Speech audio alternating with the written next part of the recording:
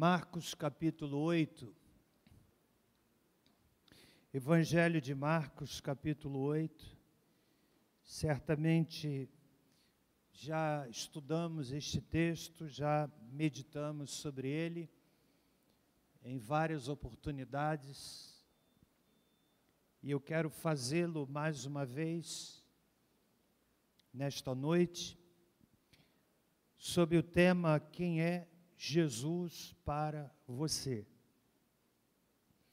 Marcos capítulo 8, verso 27, diz assim: Jesus e seus discípulos partiram para as aldeias de Cesareia de Filipe.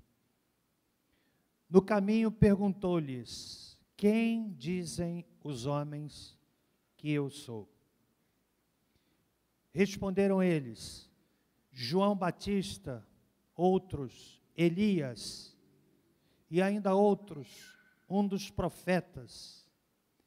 Então lhes perguntou: mas vós, quem dizeis que eu sou? Respondendo Pedro lhe disse: tu és o Cristo. Advertiu Jesus de que a ninguém dissessem tal coisa a respeito dele. Senhor nosso Deus, nós estamos diante da palavra revelada, pedimos a Tua graça para que possamos compreendê-la nesta noite, que a semente preciosa caia em muitos corações e que Jesus se torne alguém pessoal, uma experiência pessoal com Ele. Há pessoas aqui nesta congregação ou ouvindo pela transmissão que talvez já conheçam bastante, já tenham uma noção clara de quem é Jesus, mas ainda não o experimentaram de forma pessoal. E nós rogamos ao Senhor que atue para que isto aconteça nesta noite. Em nome de Jesus. Amém. Nós estamos aqui diante da confissão de Pedro sobre Cristo. Mateus e Lucas também fazem este registro, aqui de forma mais sucinta, no Evangelho de Mateus um pouco mais estendido. E no Evangelho de Marcos, nessa confissão de Pedro, ela se constitui como que uma dobradiça. Nós entramos na segunda parte do registro do Evangelho de Marcos. Até aqui o foco era amplo. Jesus falava aos discípulos, Jesus falava às pessoas que se aproximavam dele, mas a partir desse momento o Senhor Jesus ele vai dando um foco mais direcionado para os seus discípulos, mais daqueles que caminhavam com ele de forma mais próxima. Ele anuncia, por exemplo, que ele haveria de viver. No verso 31, Jesus ensina e diz para os seus discípulos que era necessário que ele sofresse muitas coisas, que ele fosse rejeitado pelos anciãos, que ele até mesmo fosse morto, e depois de 3 dias ele ressuscitaria. Portanto, o advento da cruz não foi uma surpresa para Jesus. Ele sabia o que estava à sua frente, sabia que o Calvário era inevitável, sabia que o julgamento diante de Pilatos era inevitável, sabia que sofrer como ele sofreu era algo inevitável, ou melhor, não era uma surpresa para ele. E Jesus fala isto com tanta clareza que os apóstolos ficaram assustados. Pedro, que era aquele que tinha mais proatividade, no versículo 32, chega a tentar dissuadir Jesus daquilo que ele mesmo estava anunciando. Chama Jesus à parte, e olha que ousadia de Pedro, começa a reprová-lo. Jesus volta-se para Pedro e percebe qual era a mente que estava por trás da mente de Pedro. Percebe qual era a ação que estava por trás da ação de Pedro. E Jesus então diz no verso 33, para trás de mim, Satanás, não pensas nas coisas de Deus, mas sim nas dos homens. E Jesus então prossegue falando sobre a sua morte, e como eu disse, nós entramos no segundo momento do Evangelho de Marcos.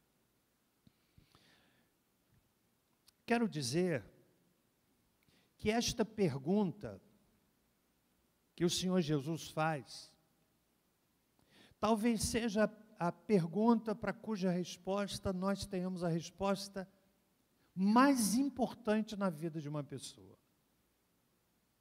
Saber quem é Jesus é algo extremamente vital. Saber quem é Jesus de Nazaré é algo tão sério, é algo tão vital, porque é diante desta pergunta que nós definimos a nossa eternidade. Saber quem é Jesus. O plano de Deus para a salvação do homem tem a sua centralidade na pessoa de Jesus. O apóstolo Paulo coloca isso de uma outra maneira quando ele diz, na segunda carta aos Coríntios, capítulo 5 e verso 19, ele diz que Deus estava em Cristo, reconciliando consigo o mundo. Ou seja, Jesus é aquele que veio para salvar, o Filho de Deus, o Deus que se faz homem, aquilo que a teologia chama de união hipostática, termo difícil. O Deus infinito que se torna finito, o Deus que se faz homem, que veste a pele humana, que vai ao limite da sua humanidade, enfrentando a morte e a morte de cruz, no Calvário, por você e por mim. Então, a resposta a esta pergunta é vital. E eu quero dizer que há, em relação à pessoa de Cristo, 3 grupos. Primeiro, há aquelas pessoas que efetivamente não conhecem Jesus, não sabem nada de Jesus. Pode parecer estranho para você que me ouve aqui, para o nosso país, que teve como um dos seus primeiros atos de colonização, quando os portugueses aqui chegaram, fincaram em solo brasileiro uma cruz. E isso pode dar a impressão de que Jesus é conhecido por todos, mas não é verdade. Há pessoas que não conhecem coisa alguma acerca de Jesus. Nunca ouviram falar, você sabia disso? Olha que coisa terrível.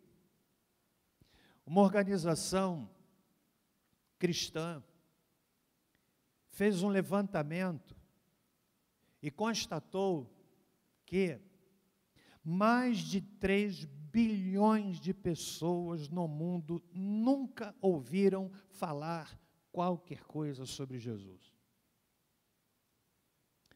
Os dados que eu estou apresentando são do ano de 2016.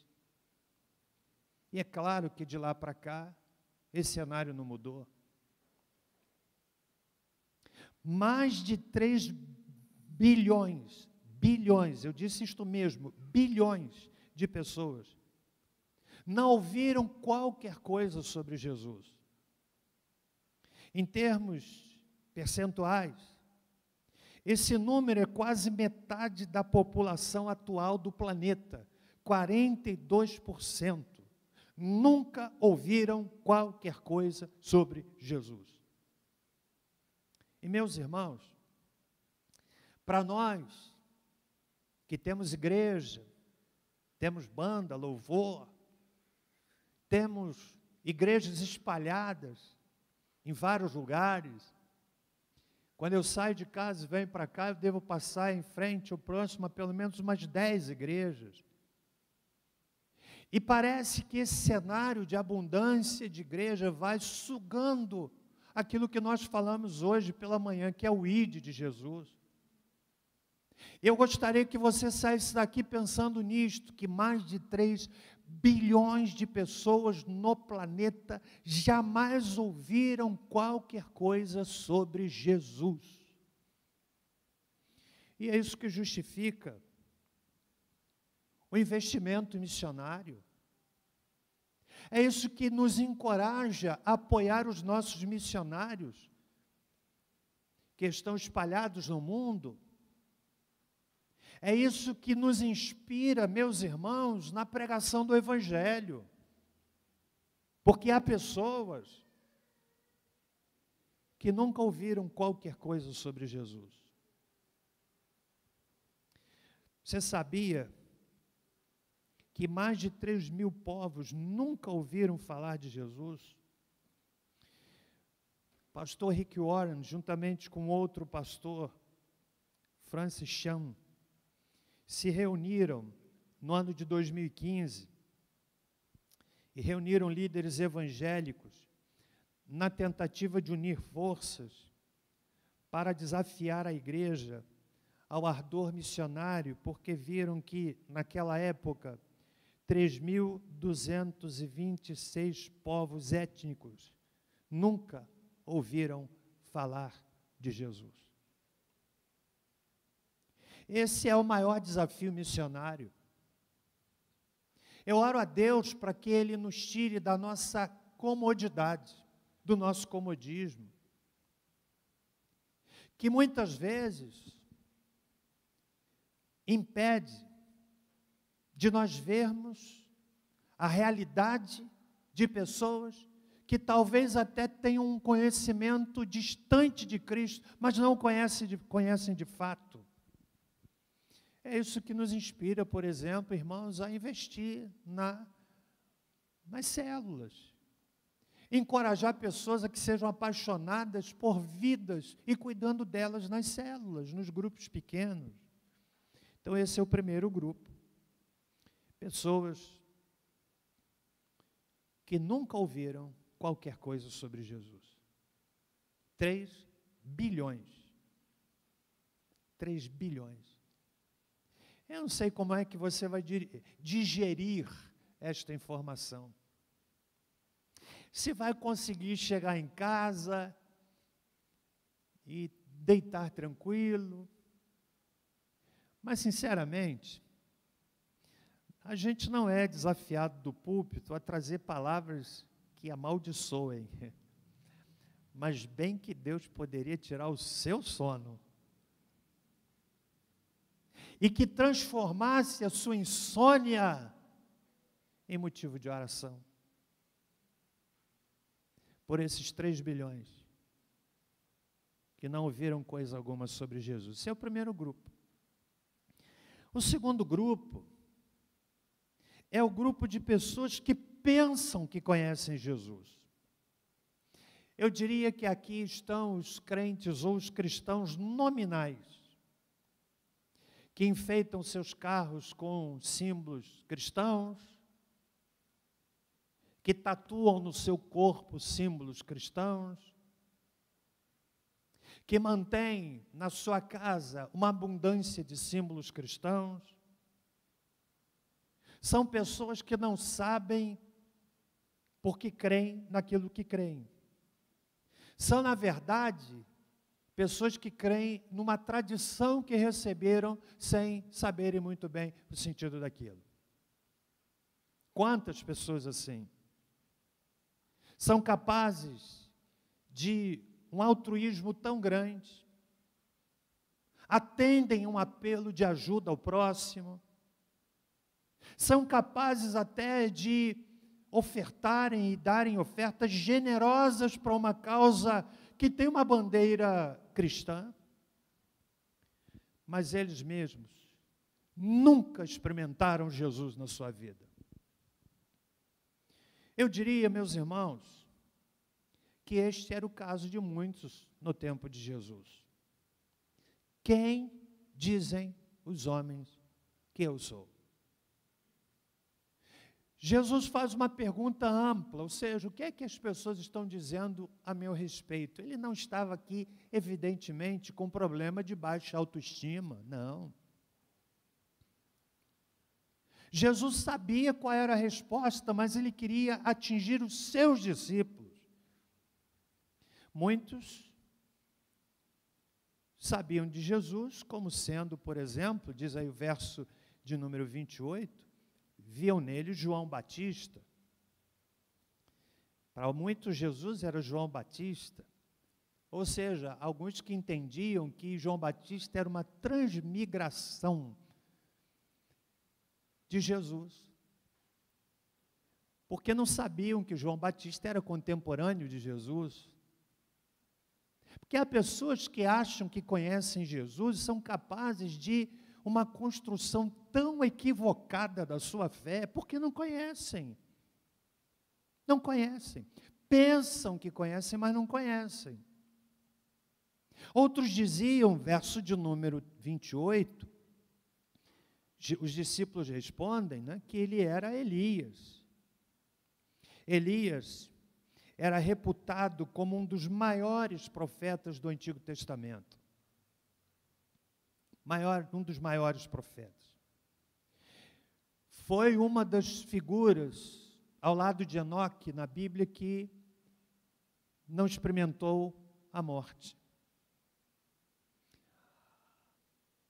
A memória de Elias, na Bíblia, era de um grande homem de Deus. E alguns respondiam que Jesus era Elias. Pensavam que conheciam, mas não conheciam. Ah, quantas pessoas que estão neste grupo. Outros ainda, diz o verso de número 22, afirmavam que ele era um dos profetas. O evangelista Mateus, que faz esse relato, ele oferece o nome do profeta que as pessoas achavam que Jesus era, o profeta Jeremias. Porque pensavam que conheciam, mas não conheciam. E diante disso, o Senhor Jesus tira o foco amplo, concentra o foco, ele direciona o refletor para os discípulos e faz a seguinte pergunta: mas vós, quem dizeis que eu sou? Ou seja, entramos no terceiro grupo. O grupo daqueles que de fato conhecem quem é Jesus. Os que não conhecem coisa alguma, os que acham que conhecem, e agora estamos diante daqueles que Jesus desafia a conhecer de fato quem é Jesus. Você que está olhando para mim, até aqui talvez já tenha conseguido se identificar. Pessoas, por exemplo, que nascem numa igreja evangélica, e a conversão de uma pessoa que nasceu na igreja, muitas vezes é diferente da conversão de quem nunca vivenciou a igreja. Porque quem nunca vivenciou o evangelho, aí ele é impactado no momento, ele consegue dizer o antes e o depois. Mas a pessoa que cresceu na igreja, muitas vezes ela não tem essa virada de chave, o que não representa e não significa que não tenha se convertido. Porque é um tipo de conversão que vai acontecendo até com mais consistência. A pessoa que foi crescendo na igreja, que foi seriamente doutrinada na igreja e principalmente na sua casa, que cresceu vendo o pai orar, que cresceu vendo a mãe orar, que cresceu aprendendo dos seus pais os ensinamentos bíblicos, pode ser que tenha um momento que ele transforme em uma decisão pública aquilo que foi acontecendo no coração. E eu digo para você, é a decisão que tem mais consistência daquele menino que foi apresentado um dia na igreja, frequentando as classes infantis, depois juniores, depois na adolescência, ou às vezes até como junior ou como criança, ele ouve um convite para entregar a vida a Jesus, ele entrega a vida a Jesus, e às vezes a gente pensa que criança não entendeu a decisão que ela tomou. E são decisões, muitas vezes, que vingam, porque a pessoa conhece Jesus a partir daquilo que ela vai aprendendo na Escritura. Então, há pessoas que de fato conhecem a Jesus. E é com esse sentido que ele faz essa pergunta: e você, para você, o que é que eu sou? A afirmação de Pedro é muito forte. Ele diz no versículo 29, tu és o Cristo. Ou seja, a afirmação de Pedro aponta para o fato de que Jesus era o Messias prometido por Deus. Não há como se ter um conhecimento seguro de Cristo à parte das Escrituras. Você sabe por quê? Porque ele mesmo disse no Evangelho de João, capítulo 5, verso 39, você sabe o que é que Jesus disse? Ele disse assim: examinais as Escrituras, porque julgais ter nelas a vida eterna, e são elas mesmas que testificam de mim. Você que está vindo para a igreja, você até que já tomou uma decisão, nem toda decisão de pessoa que levanta a mão e vem à frente é uma decisão compreendida. Muitas vezes a pessoa vem à frente porque ela está passando por um problema e ela não entendeu bem. Eu me lembro uma ocasião muito, na minha memória vem a fisionomia daquela pessoa, que diante de um apelo para entregar a vida a Cristo, ela veio à frente com muitas pessoas, foi ser atendida, porque era um grupo muito grande na nossa salinha ali em cima, onde está o piano, e eu fui atrás, e quando eu cheguei lá, eu vi que aquela moça não havia entendido coisa alguma. E ela saiu aborrecida da igreja, sabe por quê? Porque ela se viu tão envolvida no argumento, no ambiente de culto, e ela entendeu, depois ela pensou assim, eu tomei uma decisão, mas não é isso que eu quero. Porque não entendeu.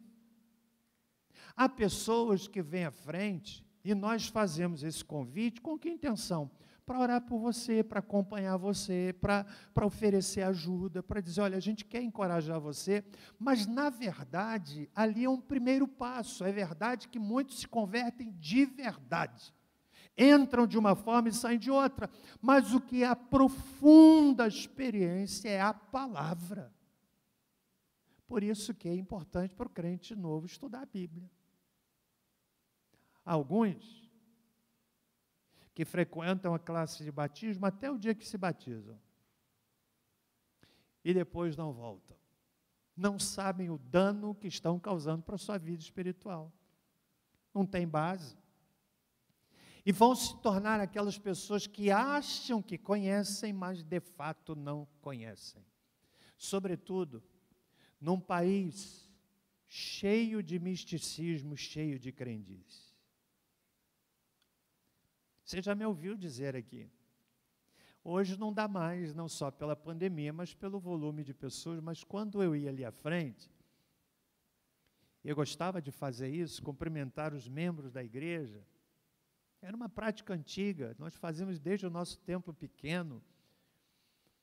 onde eu podia dizer o nome de cada pessoa. Já não dá mais para fazer isso. Hoje pela manhã, a gente estava cantando um hino e eu queria citar o nome de uma pessoa que estava aqui. E sabe o que aconteceu? Apagou. Deu pane. E eu não lembrava. Na hora que eu estava impetrando a benção, que me lembrei do nome. Aí já tinha passado. Mas naquela época eu cumprimentava um a um. E sabe o que eu via? Quando nós íamos cruzar as mãos em cumprimento, ou seja, eu estava cumprimentando alguém aqui, aí tinha alguém aqui, e esses dois se cumprimentavam, e a minha mão ia se cruzar com a mão daquelas pessoas. Eu vi, não foi ninguém que me contou, a pessoa encolhia assim, como se estivesse levando um choque. Porque a crendice diz para o cumprimento não cruzar a mão. Olha só. Faz parte da crendice, por exemplo, não colocar a bolsa no chão, porque leva o dinheiro. Se isso fosse verdade, você ia colocar no telhado para trazer dinheiro. Mas não é verdade, mas é crendice. E o que dizer de sexta-feira 13? E o que dizer da pessoa que vai passando e tem uma escada numa sexta-feira 13, no céu nublado? Ela vai passar embaixo da escada e dá a volta. Sabe o que é isso? Crendice. E o que dizer sonhar com dente? Qual é o restante? Morre o quê? Vocês estão com medo de falar, né? Sonhar com dente, morre um parente. Sonhar com pente, também morre o parente. Aí a pessoa sonha com dente e fica pensando, Deus não deixa ninguém morrer. Crendice. Pedro diz, tu és o Cristo. E conhecimento de Jesus precisa ser fortalecido, fundamentado na palavra. As Escrituras dão testemunho de Cristo. E você, para você, quem é Jesus? Essa realidade, irmãos, de conhecer Cristo pessoalmente, ela aconteceu com um cego, por exemplo, está no Evangelho de João, capítulo 9. Ele não sabia falar muita coisa sobre Jesus, mas ele disse assim, olha, eu sei uma coisa, eu era cego e agora eu vejo. Quem é Jesus? Jesus está em toda a Bíblia. Em Gênesis, Jesus é o cordeiro no altar de Abraão. Em Êxodo, ele é o cordeiro da Páscoa. Em Levíticos, ele é o sumo sacerdote. Em Números, ele é a nuvem durante o dia e a coluna de fogo durante a noite. Em Deuteronômio, ele é a cidade do nosso refúgio. Em Josué, ele é o tecido vermelho na janela de Raabe. Em Juízes, ele é o nosso parente redentor. Em 1º e 2º Samuel, ele é o nosso profeta confiável. No livro de Reis e Crônicas, ele é o nosso soberano. Em Esdras, ele é o nosso escriba fiel. Em Neemias, ele é o reconstrutor de tudo que está destruído. Em Esther, ele é o Mordecai, assentado fielmente no portão. Em Jó, ele é o nosso Redentor que vive para sempre. Nos Salmos, ele é o nosso pastor e nada nos faltará. Em Provérbios e Eclesiastes, ele é a nossa sabedoria. Em Cantares, ele é o noivo. Em Isaías, ele é o servo sofredor. Em Jeremias e Lamentações, ele é o profeta que chora. Em Ezequiel, ele é o maravilhoso homem de 4 faces. Em Daniel, ele é o 4º homem na fornalha. Em Oséias, ele é o Senhor sempre fiel. Em Joel, ele é quem nos batiza com o Espírito Santo. Em Amós, ele leva o nosso fardo. Em Obadias, ele é o nosso Salvador. Em Jonas, ele é o grande missionário que leva ao mundo a palavra de Deus. Em Miqueias, ele é o mensageiro dos pés formosos. Em Naú, ele é o vingador. Em Abacuque, ele é a sentinela orando sempre pelo avivamento. Em Sofonias, ele é o Senhor poderoso para salvar. Em Ageu, ele é o restaurador da nossa herança perdida. Em Zacarias, ele é a nossa fonte. Em Malaquias, ele é o filho da justiça com a cura em suas asas. Em Mateus, ele é o Cristo, o Filho do Deus vivo. Em Marcos, ele é o operador de milagres. Em Lucas, ele é o Filho do homem. Em João, ele é a porta pela qual todos devem entrar. Em Atos, ele é a luz brilhante que apareceu a Saulo no caminho de Damasco. Em Romanos, ele é o nosso justificador. Em 1 Coríntios, ele é a nossa ressurreição. Em 2 Coríntios, ele leva os nossos pecados. Em Gálatas, ele nos redime da lei. Em Efésios, ele é a nossa riqueza insondável. Em Filipenses, ele supre todas as nossas necessidades. Em Colossenses, ele é a plenitude do Deus encarnado. Em 1 e 2 Tessalonicenses, ele é o nosso rei que virá. Em 1 e 2 Timóteo, ele é o mediador entre Deus e os homens. Em Tito, ele é a nossa bendita esperança. Em Filemão, ele é o amigo que é mais chegado do que um irmão. Em Hebreus, ele é o sangue do pacto eterno. Em Tiago, ele é o Senhor que cura os doentes. Em 1 e 2 de Pedro, ele é o pastor principal. Nas cartas de João, Jesus tem a ternura do amor. Em Judas, ele é o Senhor que vem com 10.000 santos. E em Apocalipse, a igreja é conclamada a levantar os olhos e perceber que é chegada a sua redenção. Jesus é o Rei dos reis, o Senhor dos senhores. Quem é Jesus para você? Eu quero convidá-lo nesta noite a dizer, como disse Pedro, tu és o Cristo, o Messias, o meu Salvador. Eu quero convidá-lo nesta noite a entregar a sua vida a Cristo. Você que acha que conhece, mas de fato não conhece. A você que talvez seja um seguidor de uma tradição, mas não tem uma experiência pessoal. Quero convidá-lo nesta noite a entregar a sua vida a Cristo. Mas vós, quem dizeis que eu sou? Quem é Jesus para você? Esta é a hora de você declarar em alto e bom som: Jesus é o meu Salvador. Eu entrego a Ele a minha vida. Curve a sua cabeça, por favor.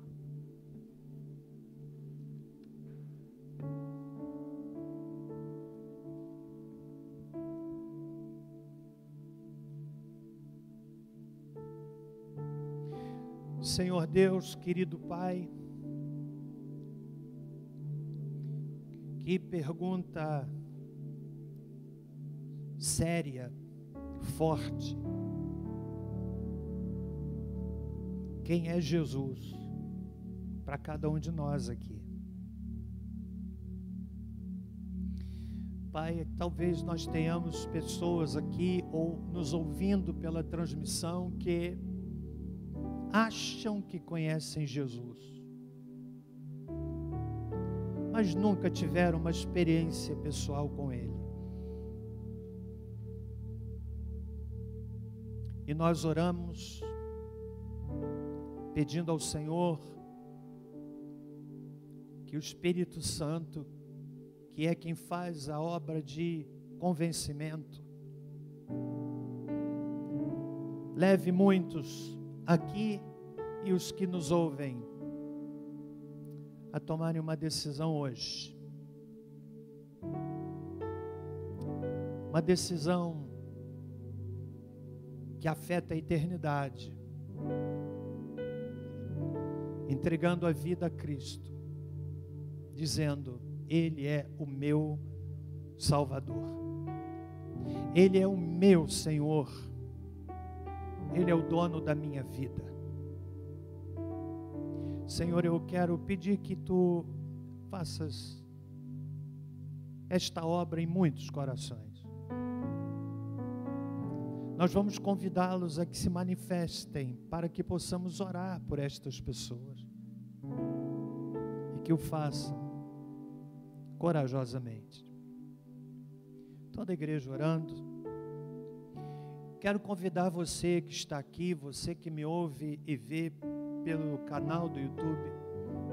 Você deseja entregar sua vida a Cristo hoje? Você quer dizer: Jesus é o meu Senhor, é o meu Salvador?